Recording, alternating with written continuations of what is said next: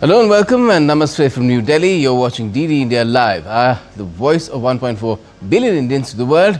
I'm Gautam Roy, and coming up in the next 30 minutes. The Indian Army reveals how indigenous air defence systems successfully shielded Amritsar's Golden Temple and several other Punjab cities from recent Pakistani missile and drone attacks.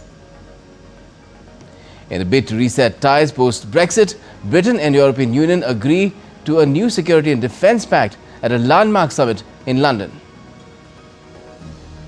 And Russian President Vladimir Putin is to hold a call with US President Donald Trump shortly, Ukraine to remain in focus for talks.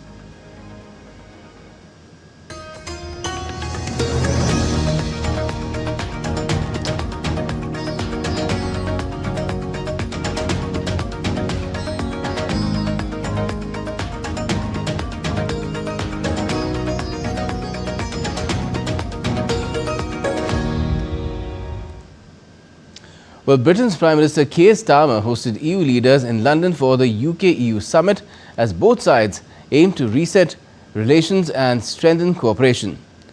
A key outcome of the discussions has been an agreement to work towards a deal that will make it easier for young people to live and work across the continent. Britain and the European Union have agreed to reset trade and defence relations, marking a major shift in post-Brexit diplomacy. The agreement, reached at a high-level summit, aims to ease trade barriers and enhance security cooperation across the continent. UK PM Starmer praised the newly established strategic partnership with the EU. He emphasised the importance of leaving behind outdated debates and focusing on progress. From stale old debates, looking forward, not backwards, focusing on what we can do together to deliver in the national interest. We are agreeing a new strategic partnership, fit for our times, providing real tangible benefits on security, irregular migration, energy prices, agri-food, trade and more, bringing down bills, creating jobs and protecting our borders. So a reset instead of a reintegration.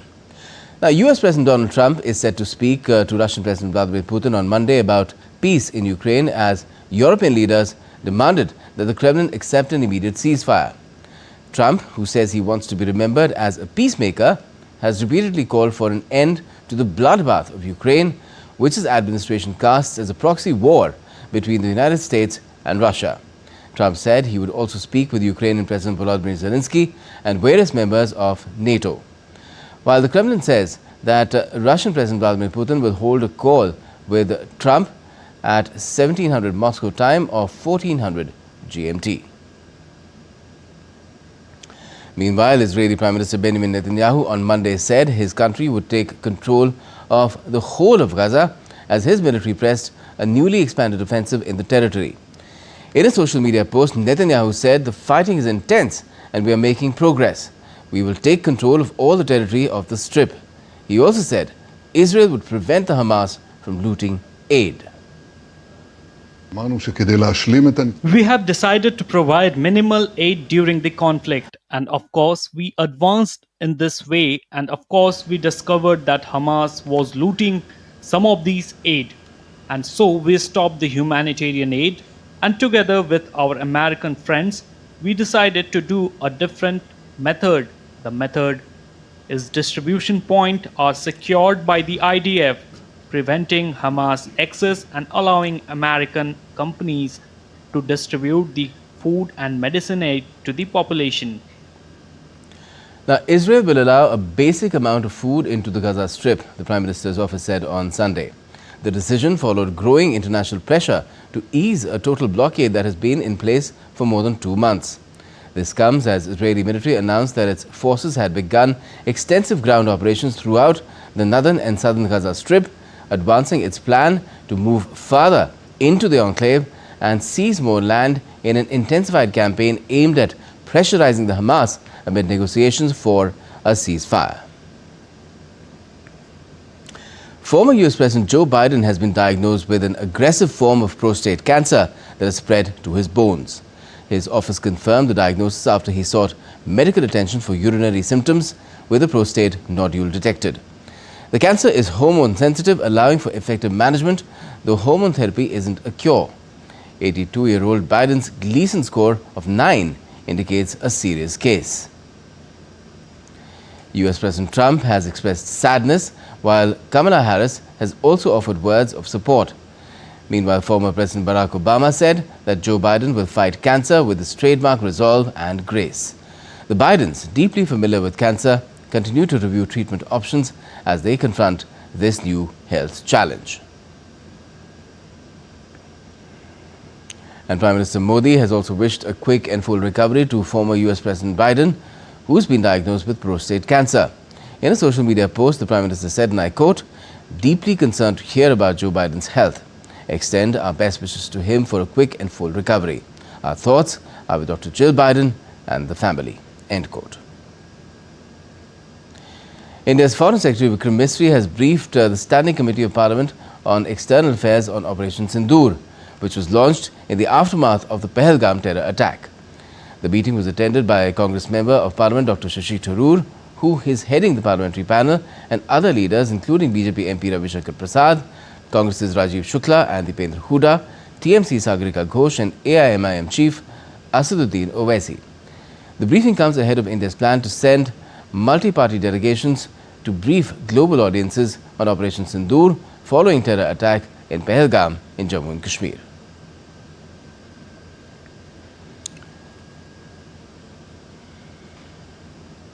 And in yet another powerful testament to the capabilities and alertness of the Indian Defence Forces, who foiled a multi-pronged bid of the Pakistani military to inflict damage to the Golden Temple at Amritsar. Unveiling details of Operation Sindoor, the Indian Army's sources said Pakistan tried to attack the Golden Temple using aerial arsenals while attempting a simultaneous infiltration bid to target the holiest place of worship of the Sikhs on the 8th and 9th of May, the intervening period, while the unmatched air defense systems deployed in frontline areas intercepted all the aerial projectiles and drones. The alert soldiers repelled the infiltration attempts along the border. Soldiers who were a part of the operation at the frontier said the army was prepared for retaliatory Pakistani strikes after India decimated terror infrastructure on the 7th of May. While it was predicted that Pakistan would retaliate by targeting air bases and military installations, some kamikaze drones, surface-to-air surface missiles as well as air-to-surface missiles were launched directly at the Golden Temple.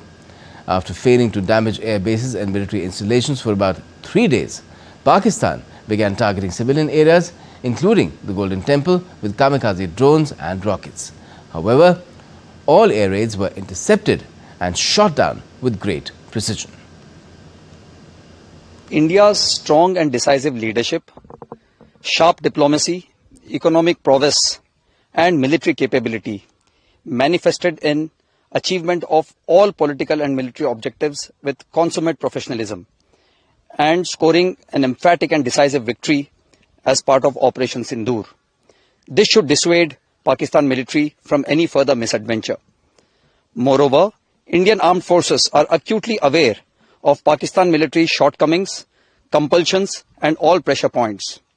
If Pak military tries any misadventure, it will do it to its complete peril, and our fully prepared and motivated armed forces with modern weapons and superior combat capability will give it an annihilating response next time.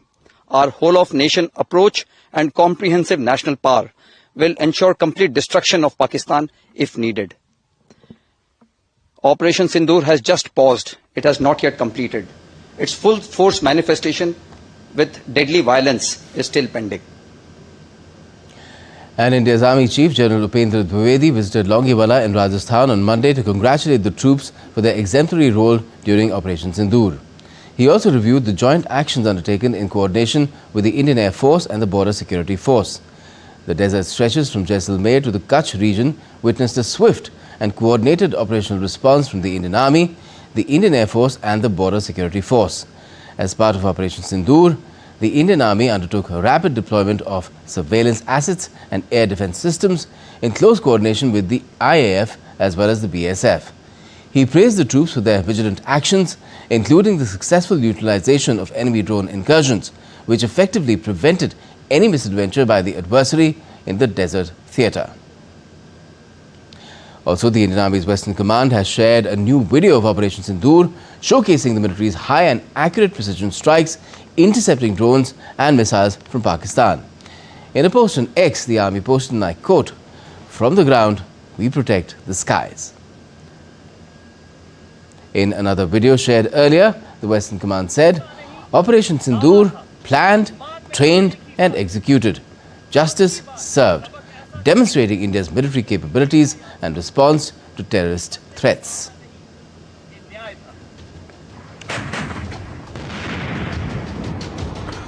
9 मई रात को तकरीबन 9 बजे जिस भी दुश्मन की post ने युद्ध विराम का Now let's get you an update on the Tiranga Yatra, which started in the wake of Operation Sindoor.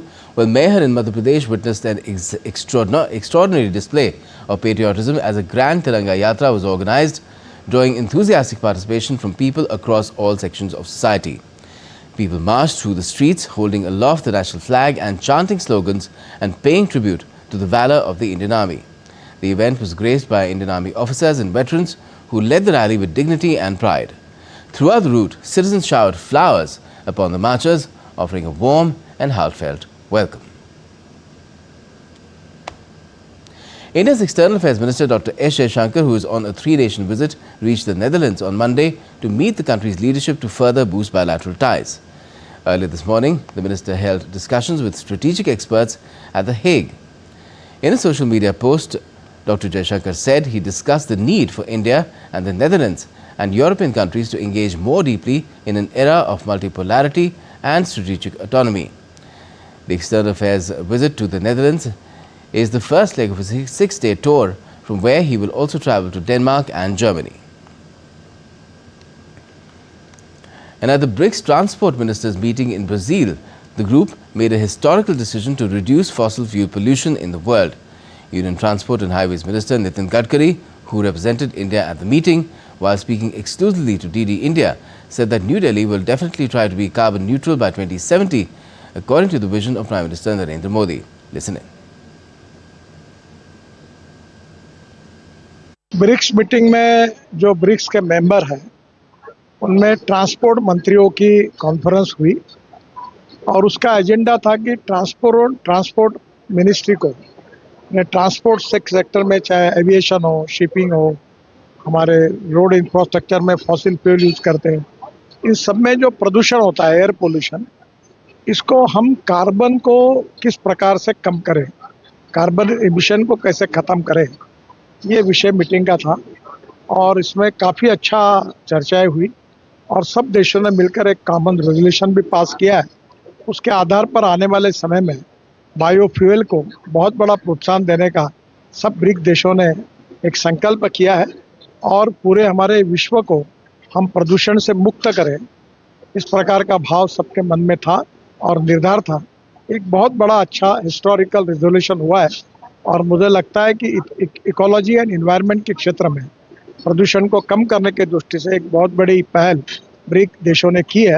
आने वाले समय में जो प्रधानमंत्री जी का सपना है कि 2070 तक हम हिंदुस्तान को कार्बन न्यूट्रल बनाएंगे, वो निश्चित रूप से पूरा करने की कोशिश भारत भी करेगा, क्योंकि ब्राज़ील ऐसा देश है कि उसने पहली बार शुगर केन जूस से, मोलाइसिस से इथेनॉल बनाया और यहाँ फ्लेक्स इंजन पर पेट्रोल के जगह पर 100% इथेनॉल पर गाड़ियाँ चल रही है फ्लेक्स इंजन पर। मैंने यहाँ सब विजिट की, लोगों से चर्चा की, ऑटोमोबाइल मैन्युफैक्चर किया गया था, एसोसिएशन में बातचीत हुई और हिंदुस्तान में भी हम ये कर रहे हैं। ये पूरे अनुभव का हमको बहुत उपयोग होगा। एविएशन फ्यूल भी आगे चलकर एक एजेंडा है कि बायो एविएशन फ्यूल कैसे बने। इन सब के लिए एक नई दिशा हमारे सबको, हमारे डेलीगेशन को यहाँ से मिली है और मेरा विश्वास है कि निश्चित रूप से आने वाले समय में हिंदुस्तान में भी इस दिशा में प्रयास होगा। मुझे आज विशेष रूप से खुशी हुई कि यहाँ जो इंडियन कम्युनिटी है उनके साथ भी बैठकर वो यहाँ बहुत अच्छा कार्य कर रहे हैं, उनके साथ भी वार्तालाप करने का मौका मिला है। इतने दूर रहकर भारतीय संस्कृति को कायम रखते हुए अपनी कर्मभूमि ब्राज़ील को मानकर वो अपने कर्तव्यों का पालन कर रहे हैं और यहाँ भी उन्होंने अपनी संस्कृति और हमारी विरासत को कायम रखा है। इसकी मुझे बहुत खुशी है और आज ये सभी कार्यक्रमों से निश्चित रूप से मुझे व्यक्तिगत रूप से बहुत आनंद आया और मैंने हमारी सरकार की ओर से और प्रधानमंत्री मोदी जी की ओर से और हम सब की ओर से यहाँ के भारतीय समुदाय को शुभकामनाएं और शुभेच्छाएं दी। And still to come on this edition of DD India Live. Iran reiterates it would not stop enriching uranium. US Vice President J.D. Vance meets the new Pope at the Vatican.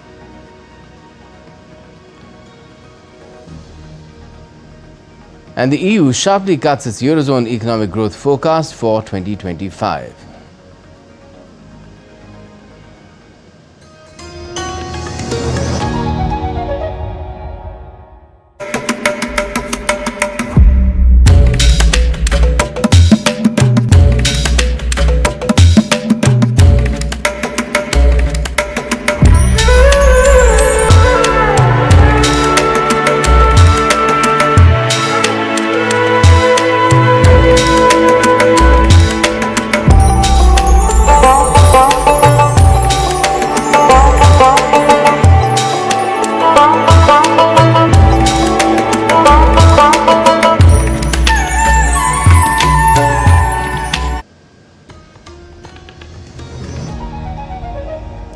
Welcome back. You're watching DD India Live. I'm Gautam Roy. Now, Pope Leo XIV, a US citizen who as a cardinal criticized the Trump administration's hardline immigration policies, met at the Vatican on Monday with US Vice President J.D. Vance, who converted to Roman Catholicism as an adult. Vance and Rubio have been in Rome to lead the US delegation at Leo's inaugural Mass as Pope, held on Sunday among crowds of an estimated 200,000 people in St. Peter's Square. Vance met briefly with Francis on Easter Sunday, the day before the pontiff died. Leo, the Chicago-born former Cardinal Robert Prevost, is a relative unknown at the global stage, elected as the new Pope on the 8th of this month. Iran says it is open to establishing a regional nuclear fuel consortium, reiterating that it would not stop enriching uranium. International media, including The Guardian and The New York Times, have in recent days reported that Iran floated the idea of forming a regional consortium to enrich uranium. Iranian Foreign Ministry spokesperson Ismail Baqiei denied that Iran had proposed the idea, but said it was floated in the past by several countries without elaborating on the details. If such initiative is proposed, we would welcome it and could also participate in it, but it should be noted that such an initiative is in no way intended to replace Iran's uranium enrichment program. Portugal's far-right Chega won a record vote share in Sunday's snap election and was vying to become the main opposition party as the ruling centre-right Democratic Alliance again fell short of a majority needed to end a long period of instability. Prime Minister Luis Montenegro hailed the result as a vote of confidence in his AD, which won most seats in Parliament. However, with votes from abroad still to be counted, Chega could supplant the centre-left socialists as leader of the opposition, ending 5 decades of dominance by the two major parties. Romania's centrist Bucharest mayor Nicusor Dan won the country's presidential election on Sunday in a shock upset over a hard-right nationalist rival who had pledged to put Romania on a path inspired by US President Trump's politics. Official results from nearly all voting stations showed Dan garnering about 54% of ballots cast by voters in the EU and NATO member countries of about 19 million people, while Trump supporter George Simeon was at 46%. And in Poland, the centrist and nationalist hopefuls contesting Poland's presidential election runoff began trying to win over the supporters of eliminated candidates on Monday in a major test of the coalition government's pro-European policies. A broad alliance led by Prime Minister Donald Tusk swept to power in 2023, promising to mend ties with the European Union and undo judicial reforms implemented by the previous law and justice rulers, which the EU said undermined democracy. However, Tusk's agenda has been stymied by the veto powers of the outgoing president, his Sali Andrzej Duda.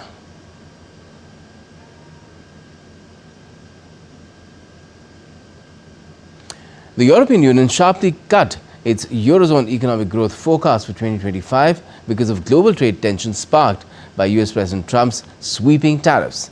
European Union Commissioner for the Economy, Valdis Dombrovskis, announced that the 20-country single currency area's economy should grow 0.9% in 2025, down from a previous forecast of 1.3%. The EU economy remains resilient despite the challenging circumstances we face. We expect moderate growth this year and an acceleration of growth next year. So EU's GDP is expected to grow by 1.1% in 2025 and 1.5% in 2026. The euro area economy is expected to grow by 0.9% this year and 1.4% next year. Now, India has been awarded the Certificate of Elimination of Trachoma as a public health problem by WHO DG Dr. Tedros Adhanom Ghebreyesus at the 78th World Health Assembly in Geneva. This recognition is a testament to India's sustained efforts in disease elimination, preventive health care and commitment to ensuring health for all. India is the third country in the Southeast Asian region to reach this important public health milestone. Trachoma is a bacterial infection that affects the eyes. It's caused by bacterium Chlamydia trachomatis. Lost and Found in Kumbh is a heartfelt family adventure comedy set during the mystical chaos of the Mahakumbh, directed by debutant Mayur Puri. Lost and Found in Kumbh is a magical, emotional and laugh-out-loud journey of family, identity and strange and beautiful ways we find our way back to each other. DD India's Jaya Sinha has spoken to film's lead British actress Katie Ames. We are at the Cannes Film Festival, but we are talking about Kumbh. We just saw the trailer of the film Lost and Found in Kumbh, and I'm joined by the British actress A.T. Amos. Welcome to DD India. I want to talk about how was your experience at the Kumbh? You went first, for the first time you went to India and straight away to the Kumbh? It was pretty crazy, but it was absolutely amazing. It was just a life-changing experience. Obviously, I'd never even been to India before, so I had no idea what to expect. And the country just blew my mind. The people, the culture, the food, the animals, the scenery. It was just amazing, and you could tell what a spiritual, blessed country it is. Lost and Found at the Kumbh, it's a film, it's a Hollywood production which tries to capture the immense grandeur of the Kumbh festival. You know how many people were there at the Kumbh festival? And what are your first thoughts when you were told that you were going to feature in this film about Kumbh, and it's a big cultural amalgamation of, thousands of people, lakhs and crores of people attended that festival? I was just excited. I don't get scared by things, I get excited. So maybe other people would have been apprehensive, but I was like, I can't wait to get there. This is absolutely amazing. I'm going to have the best time. And that's what I did. So I'm just so grateful that I had the opportunity to do it.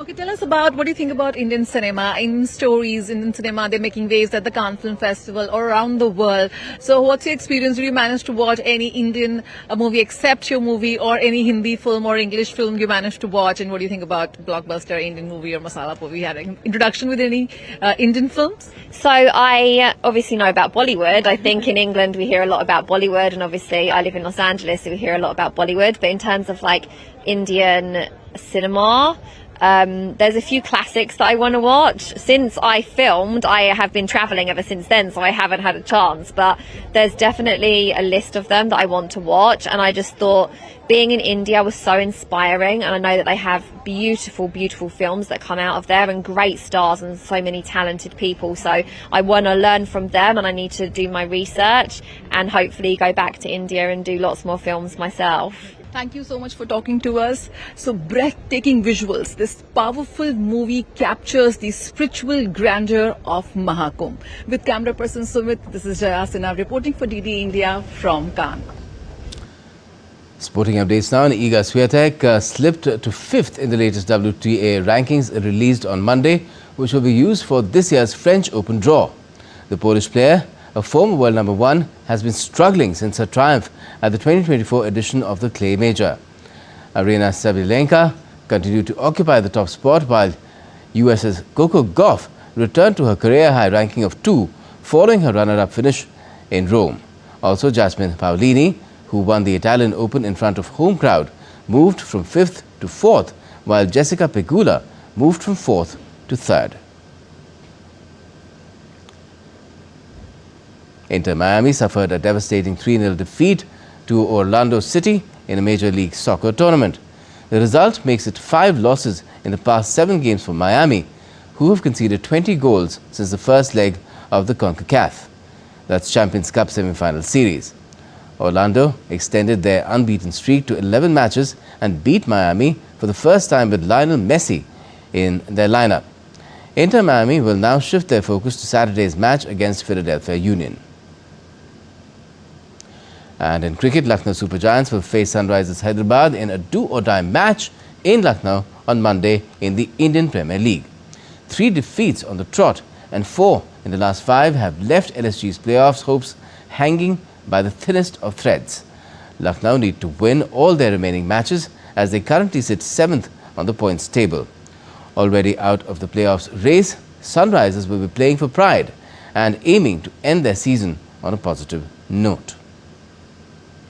And that's all we have for the moment in this edition of DD India Live, but do let us know your thoughts on the news of the day. And for those on the go, you can get all the latest news and updates from India and across the world on DD India's mobile app. It's available on both Android and iOS. You can scan the QR code right there on the screen and download the app right away. We'll be back with more news as it breaks here on DD India. I'm Gautam Roy, and from all of us here in Delhi, thanks for watching DD India Live.